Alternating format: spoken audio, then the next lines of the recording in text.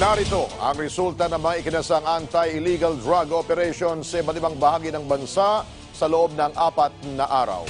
Si Deo de Guzman sa sentro ng balita. Sa pagpapatuloy ng kampanya kontra illegal na droga, 70 individual ang naaresto sa anti-illegal drug operations ng mga otoridad sa loob ng 4 na araw.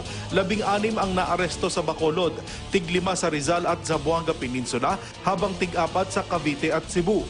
Tig-3 naman ang kalaboso sa Bulacan, Pampanga, Nueva Ecija at Laguna, habang may tig-2 sa Puerto Princesa, Iloilo, Leyte, Misamis Oriental, Cagayan de Oro at Davao City. May mga nahuli rin sa Benguet, Bataan, Olongapo, Tarlac, Batangas, Oriental Mindoro, Albay, Bohol, Samar, Basilan, General Santos City at Cotabato.